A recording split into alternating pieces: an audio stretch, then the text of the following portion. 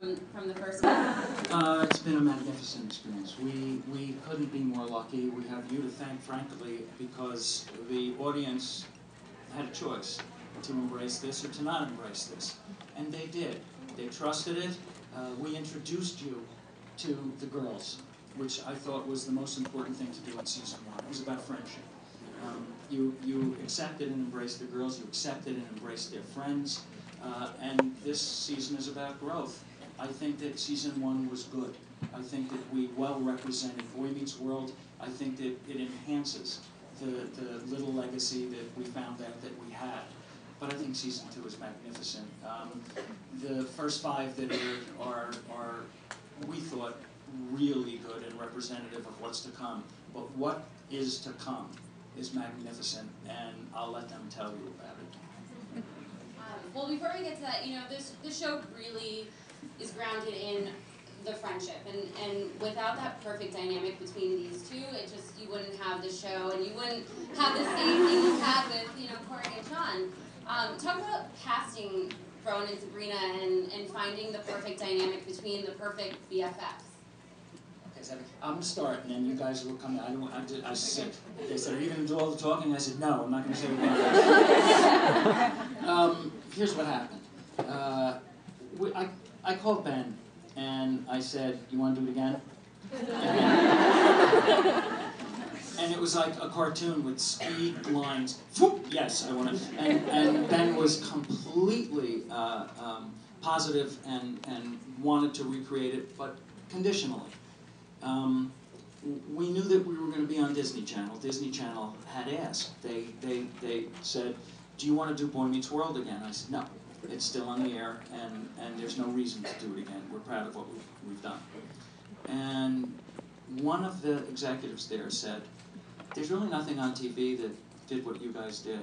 Don't you want to take the chance to do it again? And I said, no, but half of my, yes. And so we took a night, and I called, and Ben was completely receptive to it. And I called back and I said, listen, we don't want to do Boy Meets World again. Sequels are usually not very good unless you're Francis Ford Coppola. But I said, what we would do is, in real time, there's been enough time and travel that Corey and Topanga could have had children. And before I got the sentence out of my mouth, they said, when could you get here? And we started the series. Casting was extraordinary. I said, Ben, come on in. And Ben sat in on all of the casting, and he read with all of the actors. It wasn't going well, because what happened was we wrote a script that it was grounded in reality. Boy Meets World was always grounded in reality. You guys have helped make us understand, how well we did. We didn't know until we announced Girl Meets World. And now, last night I go back to my room. I don't know what time it was, but I turn on the television, 3 episodes of Boy Come. I guess it was ABC Family channel, and 3 episodes. It was ABC Family. So, yeah. And it was 3 good episodes. It was that fight between Corey and Topanga, that long, protracted fight. Remember that, Ben? Sound magazines, what was it, Sanazi? Yeah. And then the war, which was my favorite. So anyway, and then I get up this morning and I put on the TV. I cannot get away from him. So what happens is Ben and I are sitting there at Disney Channel, and we're casting. And Disney Channel tends to cast 14, 15-year-old girls, guys. And I'm listening to them read these lines, and I'm thinking this is a coming-of-age comedy, and the difference between Boy Meets World and Girl Meets World was elucidated in casting, because these 14, 15-year-old girls reading these lines, if I can be blunt, I just felt like, they read the scenes, lit up a cigarette, and discussed their pregnancies. On Disney Channel. Way beyond. And I said to Gary Marsh, who runs the network, this is a mistake. And he said, what do you want to do? I said, I want to go younger. He said, you go a little younger. I said, I want to go real. I saw one girl, and her name was Rowan Blanchard, and I told her that she was too young. And then I started to cry. And I want to see her again.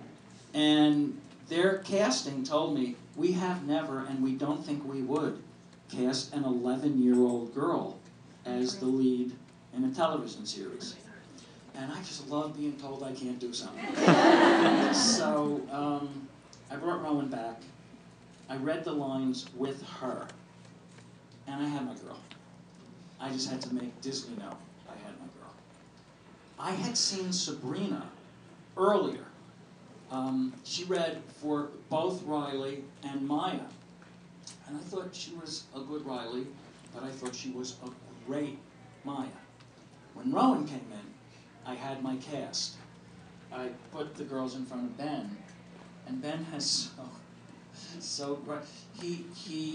He's their television father, but he is trying to convince them he is their father. That's how well casting went. Now I'll let you guys talk about your experiences with it. Question. Talk about your casting experiences, and did you guys immediately hit it off? Yeah. When I had met Sabrina, I had read with a few different girls for Maya, and like, you know, you don't automatically click with anybody, and then when I met Sabrina, it was just kind of like, oh, like we could be friends, because you can only, you know, pretend to be friends with somebody to an extent, and so that's why I'm lucky to have Sabrina, because we're best friends. But no, definitely when we read together, I just knew that like our beats clicked together, and with Ben, told us to go outside and bond. So they did. We went to the room. They just said go outside and bond, and then we talked about Pink Floyd and Judy Garland for And that's ironic too. Yeah, no, and then we read together, and I got her number. got your number. We texted in the lobby like we were just waiting like to hear something. And we were just texting each other like I see you. Because we're not creepy at all. And then after that, it wasn't too long before we heard, and then we called each other and screamed. And She then got cast 3 days after they released that I was cast, and I knew that she was going to get cast when I read with her. Like I knew that Michael would cast her because she was just so good. I knew. And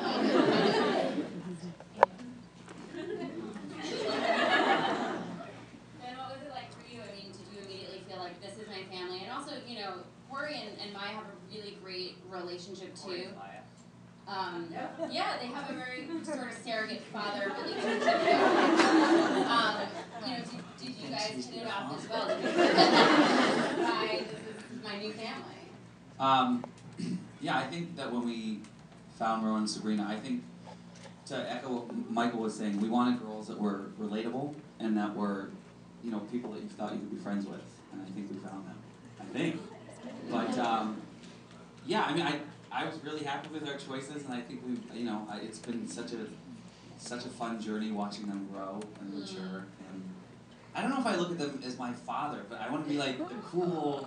He's like the father cool figure. uncle. Yeah. Cool uncle. I like the cool uncle. No, not sitting here. They are so scared. Last night they were running down the street in Boston, climbing on each other. They are the most wonderful friends. To see them on set is the greatest experience. And now they're being all, we're professional.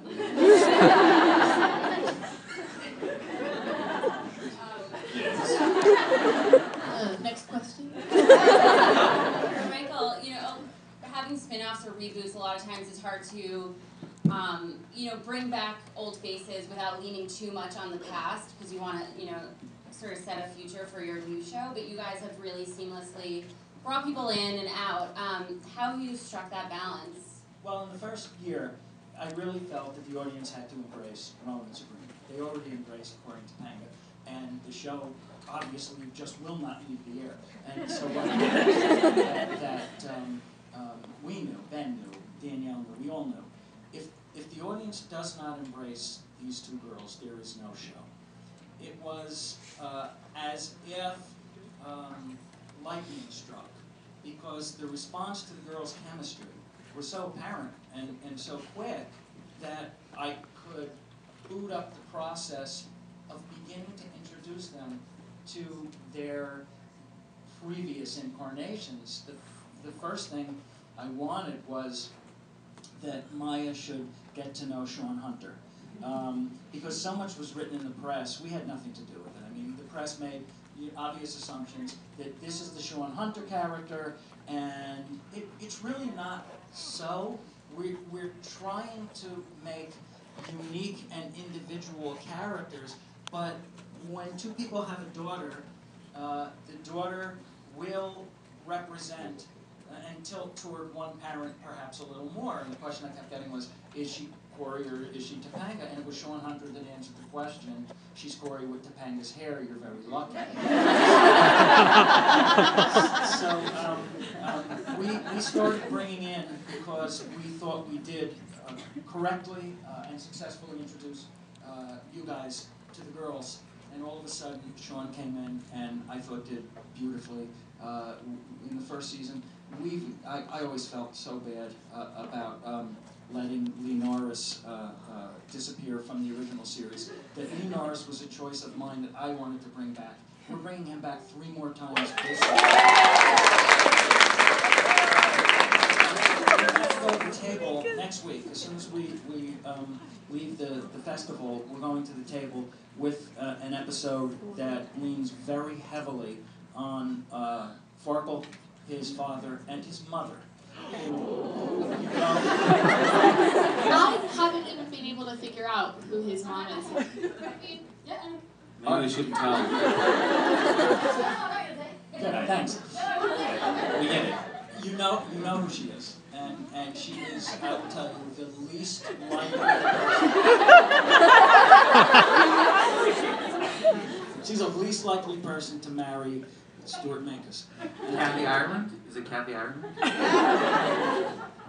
Okay. Anyway, yeah, and we are bringing back everybody from the series. We just shot a week with Matty Lawrence, and it was a wonderful week. And Matty got to sit down with Wilfred L. again, and we rekindled that. In 3 weeks on the air, you are going to see Sean reunite with Angela.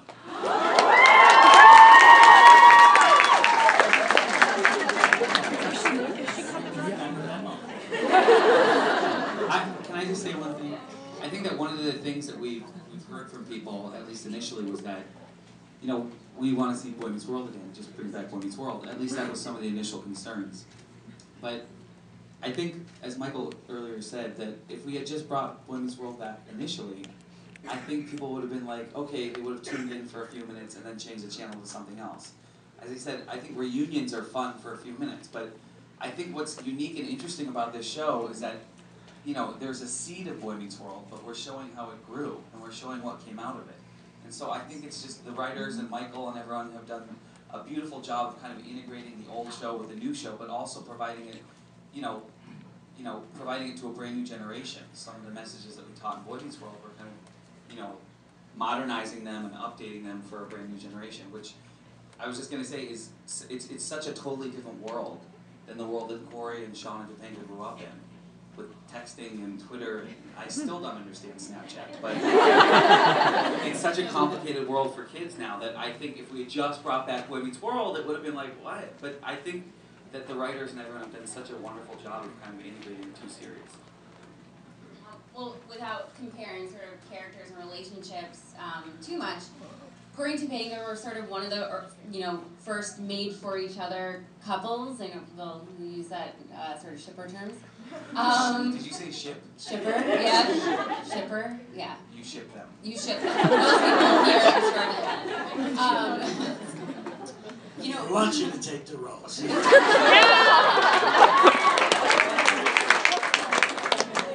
But now we have Riley and Lucas. What have you learned from having a series-long relationship and sort of the ups and downs that come with that, and still having the audience want them to get together, but not doing it too early? What have you learned from doing that and sort of applying to perhaps their relationship? There's only one Corey and Topanga. The point of that is, unless we do this real, at the end of the day, look, when Boy Meets World was on the air, it was a hit show. It was not a mega hit show. It was one of the shows on TGIF, and it was successful.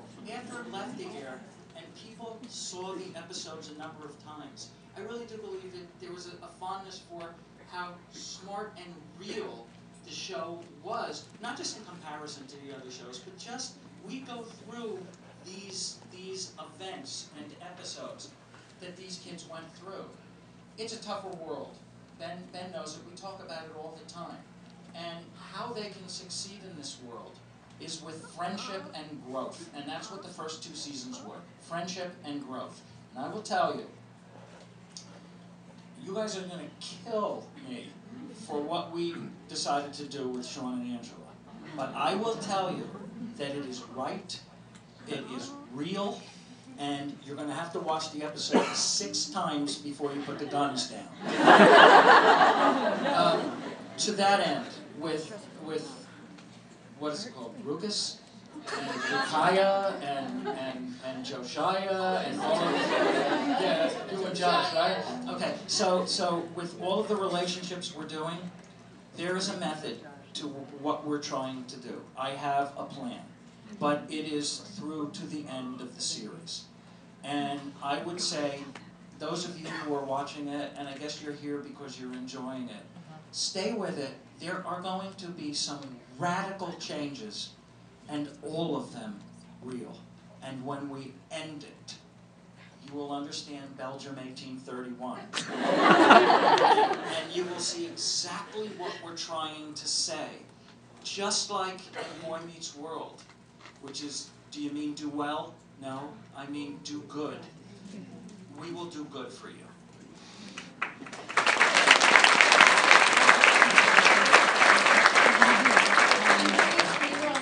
What has been your favorite thing about being a part of such a a legacy for TV and sort of setting the stage for the next stage of that? But what has been the most fun for you guys?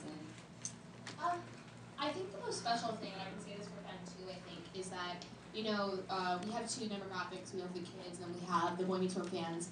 And what's really neat about our show is that the Boy Meets World fans can now watch Girl Meets World with their kids, which is something that's really, really special and definitely unique. And I think that's one of my favorite things. Like, we'll get tweets like, I grew up on Boy Meets World and now I get to watch it with my 5-year-old, and that's so special and amazing to me that the show was cherished by so many and now gets to be carried on. Yeah, I agree. I think one of the things is that when we're reading these scripts that we get sent every single week on the show, we're kids, we're playing around our same ages, and we're growing up every single week, and a lot of these lessons that are written are lessons that we're just learning as we're reading them.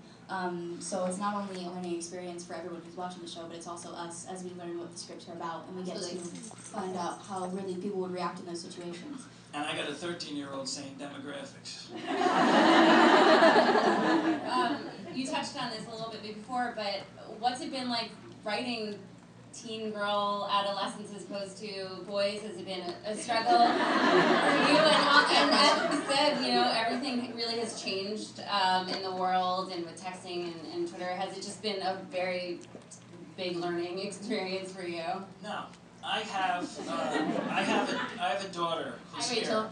Rachel is here, and Rachel is a unique and wonderful person, and I was going to say much of it. So cool. All of what I'm writing is because Rachel and I have gone through it. I understand what is real about raising a wonderful and unique young lady, and we went out one night. It was you guys and Rachel, and we went out one night and we all went to dinner. Yeah, it was bad night. It was the actor bad night when we went out.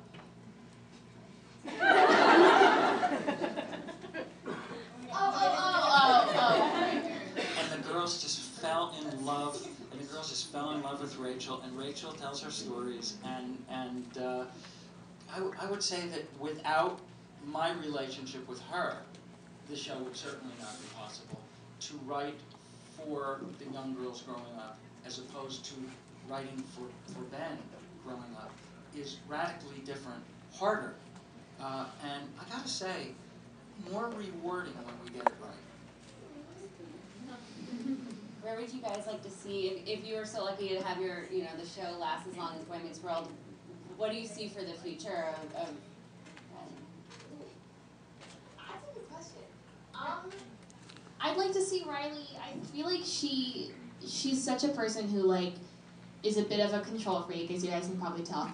And I kind of want to see her almost have to really learn that, you know, you can control to a point, and I think she's definitely learning that through season 2. We've done a lot of episodes where Riley kind of has to understand that she can't control every situation. Yeah, I think something like that would be cool, and I'd love to see the girls, or all of us, go to college or something, if that could ever happen, but that'd be awesome. I think, speaking for Maya's character, Maya is like one of those people that thinks that she's doomed from the start. She's got a lot of realistic points of view in that way, which are kind of dark. But I'd like to see just good happen for Maya, because I think a lot of people, because a lot of people compare Sean Hunter, and, you know, Sean never saw himself ending up well, and, you know, when he first came back, you're like, what's he doing? He's a photographer, and that's great. But I think Maya's got a lot of talents, and she's got so many people that love her that she doesn't realize around her, especially Riley, and I think she'll definitely do something with that. I want to say one thing that to add on. Sabrina said something wonderful earlier, which was that they're going through these lessons as they learn them on the show. They're going through them in their personal lives. But I think what's interesting about our show and what we're doing is we're also going through those lessons. And so even, you know, playing a parent, I mean, I'm not a parent, but I mean, the parents are learning lessons, the kids are learning lessons, we're all learning something from that show. And I think that's one of like the main staples of Boy Meets World and Girl Meets World and our legacy is that you're never done meeting the world. Every day, every time you get up, no matter what point you're at in your life, you're meeting the world in some regard and in some aspect. And I think that's interesting, and I think that's what people kind of, you know, appreciate about a show like this, is that, oh, you know, I'm a dad and I've got this issue with my daughter, and oh, you know, so I think there's something for everybody in our show. That's part of the reason I think why Boy Meets World is so successful, is that there was a lesson for everybody and something that everybody could take from it, and a character for everybody. No, seriously, and I think that's what we're trying to carry with Girl Meets World, and that's what Michael's trying to lead, is that, you know, everybody can kind of take something, no matter who you are, how old you are. Yeah, and I think that Boy Meets World really accomplished that. We went to the table a couple of weeks ago. Do you guys know what he means when he says we went to the table? Table read. Yeah. Table read? Okay. This is very astute telling. No, I want to make sure everyone's on the same page. The table. The mattress is going. Yeah, it's going, sorry. No, go, you're getting left. So anyway, I told you about downtown Austin. Well, if I kept going, really. All right, sorry, go ahead. I don't even know what we're talking about. Oh, we went to the table. We were talking about, we went to the table a few weeks ago. We were just talking about it on the way here. And they said, what are we going to do this week? What topic are we going to explore? What lesson are we going to learn? And I said, we're doing God. And they said, I said, we're doing God. We're going to do belief and what it is to believe in something. And we used Farkle as the loyal opposition, as the scientist. And we used an event that happened between Rowan and Sabrina to examine the value of belief.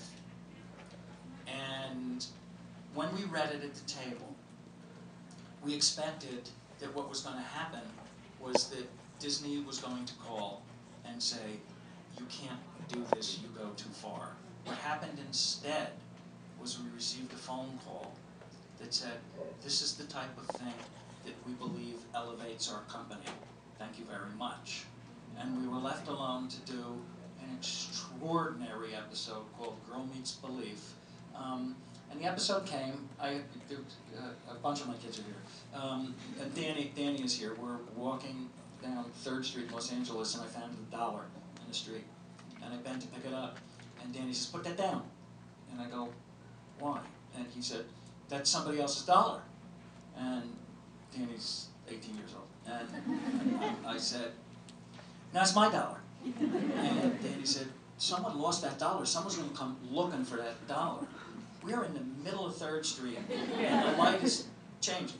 I said, I am taking this dollar. This is my dollar. I will give this dollar to charity or buy you an ice cream cone. And so what happened is, I never forgot this because my kid had a belief. My kid's strong belief was that somebody lost that dollar. it wasn't recycled, it wasn't mine to find. We start the episode with that, and that Riley sees that Maya has a particular belief, and then it escalates, and then it escalates.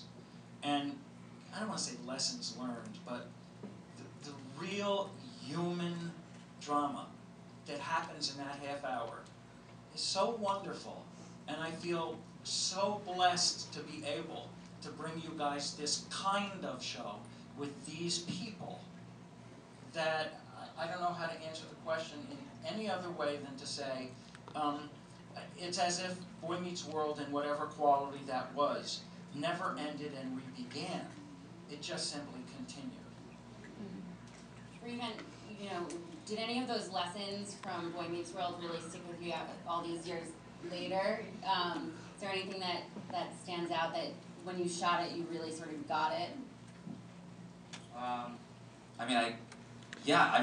I always say when I look back on Boy Meets World that every episode kind of has, you know, a special place in my heart, and every episode kind of registered with me, especially the wrestling episodes with Vader. But I do believe that, again, as Sabrina was saying earlier, I was going through those life lessons at the time as well, and I think that all of them had an impact on me and sort of helped shape me. So, again, I think that's really what's special about the show, is that, you know, we're talking about things that maybe some other shows don't talk about, and we're exploring in a way that maybe some other shows don't explore. But I would defer to the girls and ask them if they think, you know, we've already been working together now. When did you guys start? Well, November? We started filming this in November 2013, yeah. So do you guys feel like already, I feel like the show is, and you know what's interesting, is that years later you'll have a thought, or someone will come up to you and mention an episode, and you'll go, gosh, I remember that, and you know, these things shape you. And I think, you know, when you look back on your life, it's not like, oh, I definitively remember, like, this experience in my life turned me. There are those experiences, but I think it's little moments that happen to you as you're growing up that kind of determine and shape who you are. Anyway, I'll let you guys talk. I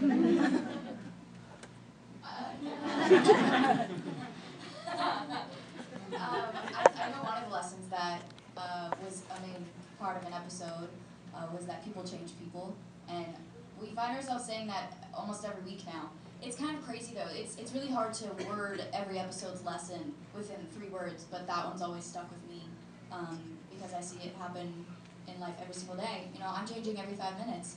I think we all find new opportunities and we figure out new things and things we never knew before, and it changes our views on things, and it makes us want to try new things, and life is constantly changing and progressing, which is why it's so good that we get to write this show. Well, I don't get to write it, never mind. But we get to be in this show because we get to experience all of that. Everything changes except my hair. No. Sadly to say.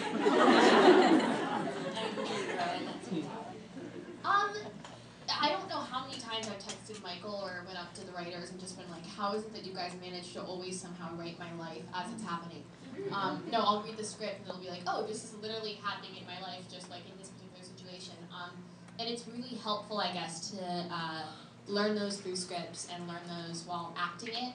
Because it just, you absorb so much while you're acting, and I think our characters, like Sabrina said, are just changing, and we're changing, and Michael's making sure that the characters change with us and that they grow with us.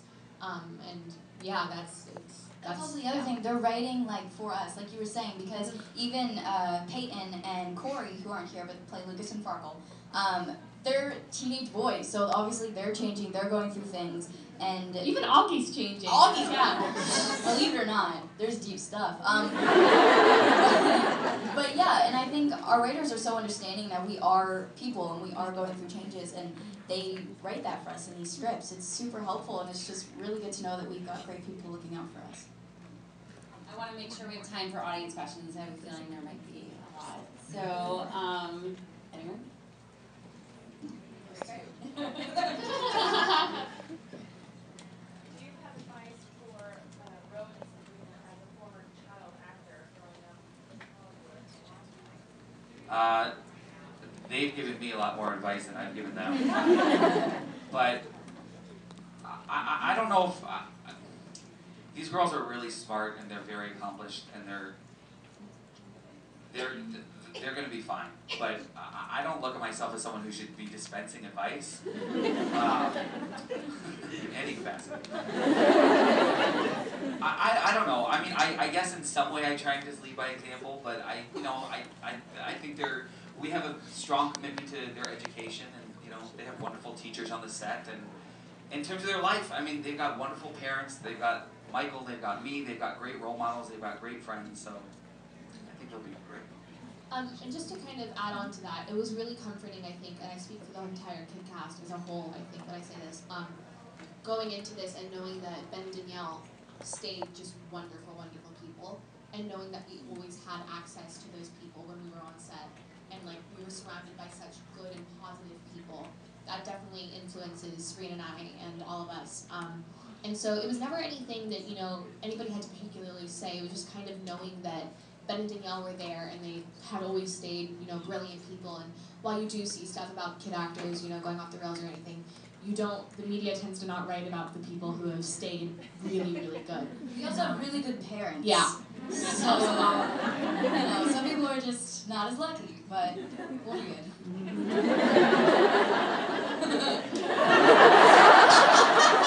By the way, their parents are in the back of the room, so they have to say that. When I saw Danielle at BookCon, she said that she was really trying to make sure that you didn't age them too fast, and I was wondering what kind of influence you had on her. Yeah, Danielle is what we call her, Mama Bear. In the last episode, Eric is. Did we tell you? He wins. He becomes the senator from New York. Eric Matthews is going to New York. And you'll see that episode coming up. It's a good one. And I'm telling you, at the end of it, you'll go, yeah, this could happen, and he's probably a better senator than most. But, and so his code name for Danielle is Mama Bear. And his code name for Corey is Underpants. So what happens is everybody is influential on the set. But I want to say something. We've been sitting here for 40 minutes or whatever it's been. Forget Ben, because you already made your judgment on Ben. Don't forget me. Remember me fondly. These two girls, what you've heard, the way they speak, who they are, you cannot fool an audience. This is real and genuine. And we were lucky to find them, and we are lucky to be able to hang out with them. They are lovely people, and for as long as the show sustains, we will influence them only as much as they have influenced us, really.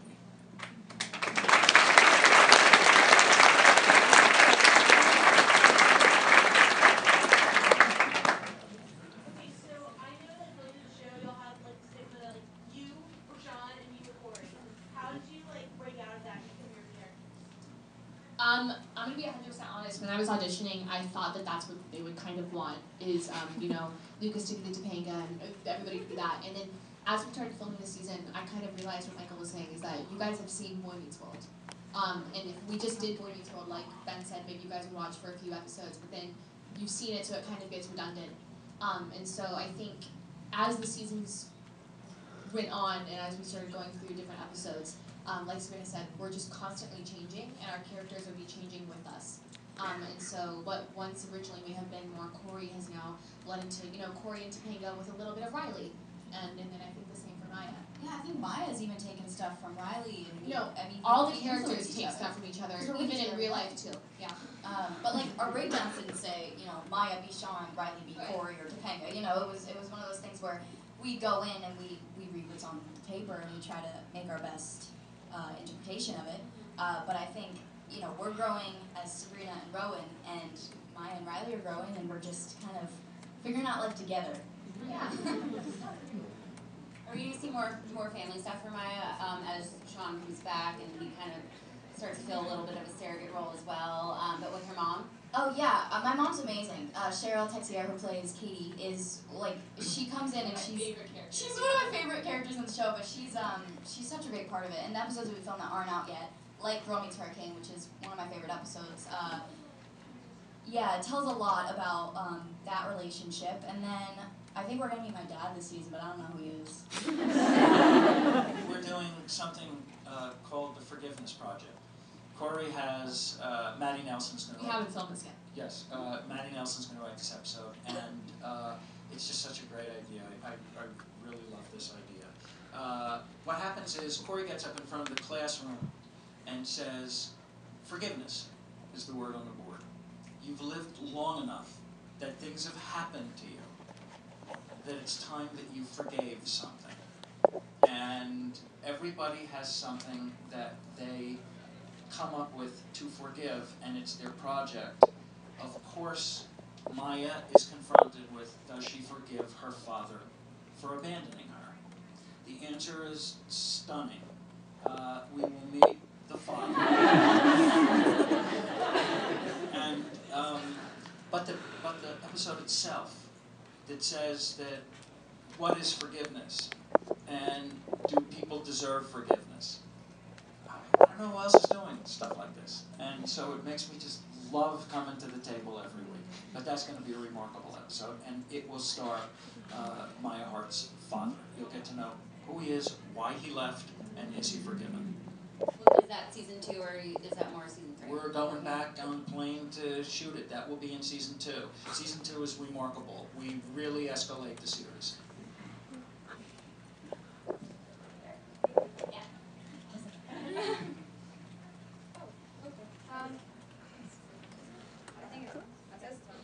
Is it on? Okay. Okay. So, hi. My question is, so what were your expectations going into this project, and how did it, like, compare to the reality of walking on a set for the first time?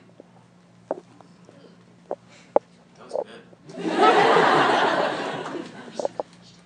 I've been talking so I swore I would shut up.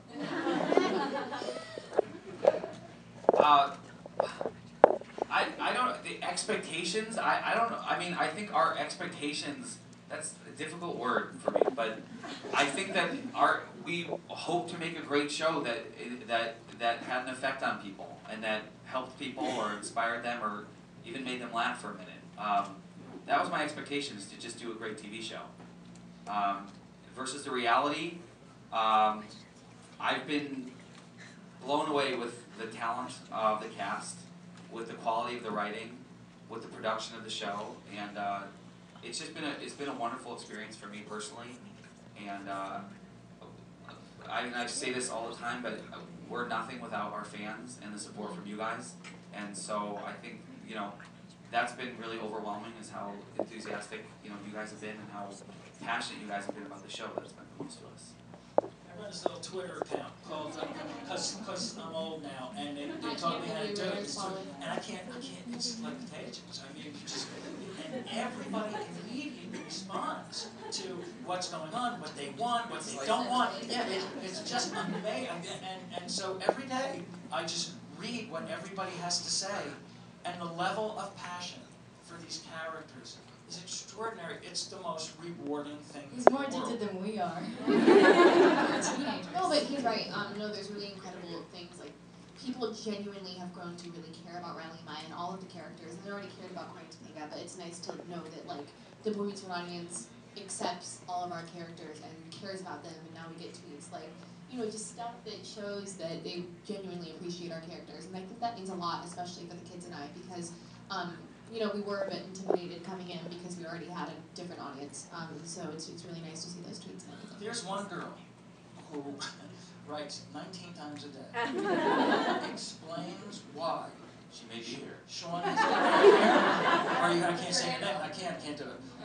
But why Sean must end up with Angela. Making the assumption that he doesn't, and why he has to, and I'm reading this, and it is the most compelling. She is launching into character psychology. It has to happen. If the continue, if you have this much influence on anybody's day at all, it's astounding.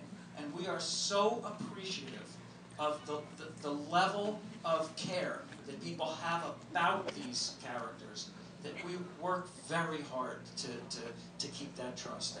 And if you go to this, what's Writers? I don't know what it is. He doesn't know what his own Twitter handle is. GMW Writers. You change it. No, I didn't know. That's what it is. GM GMW Writers. Yeah. GMW Girl Writers. Meets Writers. Yeah. It's not General Motors. He just wants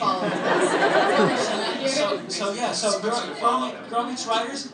Read. Take a minute and read what people write. Read what I'm writing. Not me. I'm trying to defend from Michael this is more proud of onslaught his that is Twitter account than any Yes. other show he's ever done. Well, to that point, social media wasn't something you had to deal with or wasn't an influence on the show the first time around. Because you are sort of getting into it, do you find yourself being influenced in terms of story because of what fans perhaps want, or do you try to stay away from it? I wanted to get rid of it. So the first episode after the pilot was the cell phone episode, where Corey came out strongly against cell phones. And then Riley and Lucas finally got their heads off the screens and looked each other in the eyes, and Corey realized he created much more problems, and then they went back to cell phones. I think we sort of got rid of it. I think it's false. I think in television it's false. This is just an opinion. The reliance on that lovely, clever text and then show the blue box on the screen, and that, it's almost saying to you, here's radio on television. Because all of a sudden, isn't that clever? We're reading what's on television. And it's astonishing to me, because texting is the absolute #1 mode of communication of this generation, and what does that do to your emotional growth? Those are stories, yeah. Do you find yourself, when you read these tweets, are you personally influenced in the stories you write because someone wants, Riley and Lucas to get together, or now that you can get more face-to-face feedback directly from the fans, do you find yourself influenced, and do you girls ever feel like, oh, maybe that we should do it because the fans want it? Well, I would be, but I'm spending much too much time on the Twitter account. No, but I personally, I'm not a writer on the show, but I don't think you should be led by what people are saying. It's So there's no nice. surprise. But Right. it's interesting, but if you are led in that direction, if we were listening to that, we never would have done Girl Meets World, we would have just done Boy Meets World, and it would have, I think you have to kind of stay a little bit ahead of it, and it's important to listen to what everyone's saying. You know what I'm saying? But I also think that if you are going to teach, if you're going to use the show as a forum and it's a classroom show, then what is most important, and it's what Belgium 1831 is about, it's what the entire arc of the series is about, is these friends and the ability to go through emotional arcs with friends, feel one way about them and then another way the next day. This is real life. How do we do it? Because we're losing the ability to do it normally if we rely on people literally reading our thoughts, as opposed to looking at our eyes and reading how we feel. All the way in the back. Hi. Hey. Hello. Okay, see so as an 80s kid, I grew up with Boy Meets World, so I know I'm comfortable with that show, and now watching the girls and their lives now, it's so different from when I grew up. Right. But I want to know the girls' take on when they look back on Boy Meets World. Like, do you see it as dated? Do you see it as like, oh, that's old-fashioned? What do you mean? My clothes were so hip and trendy. Those dinosaur t-shirts were something. I was the king of the hoodies. Wait, and now hoodies are so cool. So I was really a trendsetter. A big yellow sweatshirt with another sweatshirt on top of it, and then another jean jacket. That was cool. Boy, was I hot. I was always hot. A little clammy. Sorry. To answer your question, I think, once again, Boy Meets World, the reason why it hasn't gone off the air since it started on the air is because no matter what time those messages take place, you can put them in, well, I think you can put them in any time period, and they would still make sense. Which is why I think, Boy Meets World has lasted and why these characters are so cherished. And I think we're trying to accomplish that with Girl Meets World. We're doing similar lessons, but with this time period. But like I said, these lessons can still apply to anybody. So I don't think we look at it as dated or anything like that. We watch it and we understand, why it had such a great following, and why it means so much to so many people. And just appreciate it, because literally no matter how old you are, there's a really good chance you're going to go through one of these problems in your lifetime. So I think that Boy Meets World and Girl Meets World, it's just appreciating the lessons that they gave us. And also, I think that's, again, what's unique about the show and special is that they are lessons that are, I don't want to use the word timeless, but, they're relatable at many different points of your life. And you can yes, it is. But if I say our show's timeless, do you want to hang out with that guy? I'm going to time the show. But I think that you can appreciate the lesson of the show at different points in your life. So if you watch it at 13, you might look at it one way. But if you watch it 10 years later, 20 years later, you can appreciate it from a different perspective and maybe possibly get a different, a different take on it. Next. Okay. Hey, Ben, hi. Did you say Ben? I'm timeless. Okay,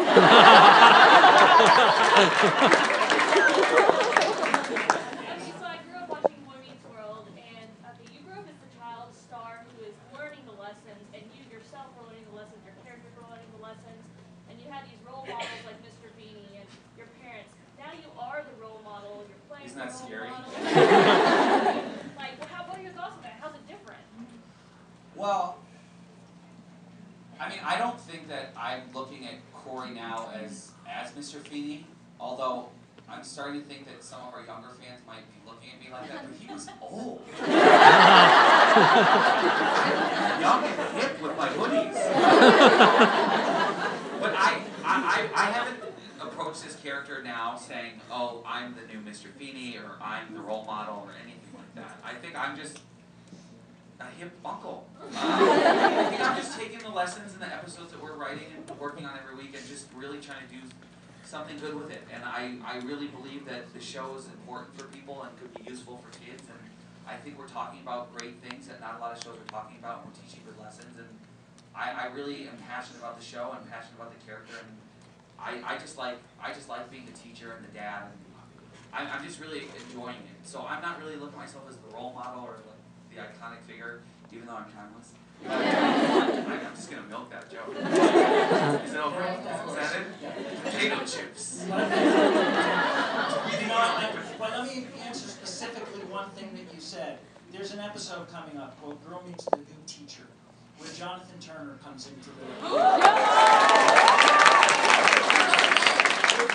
Watch Ben's reaction in that episode when Turner comes in. When Bill Daniels comes in, it's really something to have Bill come back to the series. But when Tony returns, watch the levels between Ben and Tony, because he becomes student, and it's really an interesting episode, and that will answer your question. What is the dichotomy between Feeney and Corey? But there's another middle level, which was Turner. And watch what happens. One more? There's so We many. can do 2 more. We'll stay here forever. Has the show been picked up for the 3rd season? Are you guys working on the 3rd season? Or? We are on season 2. We're in the middle of season 2. We will probably hear about season 3 in a month or so, but it's not time yet to be picked up. It's too early in season 2. We're going to do at least 26 episodes, maybe more in season 2, and we're around episode 16 So we're a month away from getting any news like that. But we've been successful, and we hope it'll be a long, healthy run.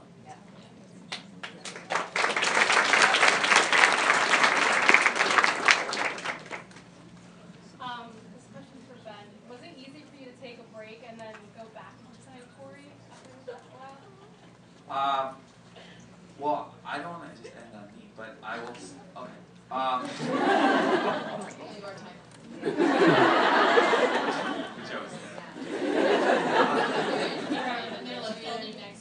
I will say that I think initially I was a little apprehensive about being Corey because I didn't really understand who Corey was all these years later in terms of, is he funny, is he wacky, is he, what is he? And now he's a teacher and a dad, and so I think at least initially while we were in rehearsals for the pilot, I think I was a little apprehensive about how, should I be serious or should I be stern or should I be goofy or I don't know, but I think things eventually take on a life of their own, and I think that's just what happens with all of our characters, and you kind of get into a groove. So I was a little apprehensive, but eventually everything settled. Are we gonna see Morgan? We are going to see Morgan. The question is, which Morgan? I wanted to do this Olsen Twins thing. Disney wanted me to do it. I wanted every other camera cut would be We are going to see Morgan. We're going to see her soon. Which Morgan? Hi. Michael, I think you touched on in an interview before talking about seeing what Corey Topanga did in those 15 or so years between Boy Meets World and Girl Meets World. Are we still going to see that soon? We are considering showing you Corey and Topanga the Lost Years, but I have to tell you that what's important to us is the growth and evolution of these two girls. I don't want to say that Corey and Topanga are to this series what Rusty Russ and Betsy Randall were to the original series. I think it's a different dynamic, but I do think that what is important to realize, and Sabrina was talking about it before, the show's bimodal. We have two audiences. And I would ask for patience from our adult audience to understand that the really vastly important service that the show performs is an illumination of what this world is for the younger audience. And it is necessary. You're cooked. The very young people that we are doing this for as well are still in the pot. And I think that it's very important to influence them positively and correctly. The answer to your question is yes. We're going to get to it. But I want to get to it organically. There's an episode that will be coming this season called Girl Meets Corey and Topanga. A lot of that will happen within that episode. It will be this season, but nowhere near in the way you expect. You're going to love what happens. I just don't want to give it away. What's the favorite thing about your characters that you play? Okay. I guess it's that I learned a lot from Marley, and I guess the number one thing I learned from her is just how caring she is, and how considerate she is, and how maybe she does get too involved, but it all comes out of a really genuine and just caring and supportive place. And she's totally innocent and totally just fun, and she cares about everybody so much. And I think that's something that I really can connect from. My favorite thing that I've learned about Maya, and I say learned because I have learned it over time, is that she's a lot smarter than she thinks she is. Because I think everyone pictured her or thought that she should have been like, the dumb one or just the one that doesn't do good in school, which obviously we've established that she doesn't. She always says she doesn't, but really she knows all the answers. She is very intelligent, and she's very much an observer of things and a watcher, and just controls a lot in her head. She's kind of freaky, but really cool. I really am enjoying playing a dad, and I'm enjoying playing a teacher and having a lot of fun with it. not having home. I'm just really enjoying being on the show. Oh, boys, that was... You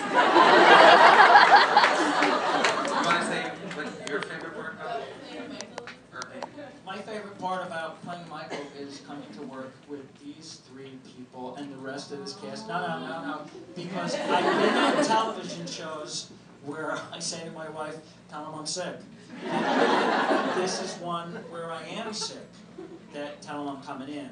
I just hope that we have given you something that you can appreciate and that you can enjoy. In the end, it's an entertainment vehicle.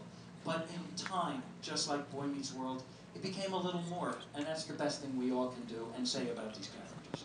That's a great place to end.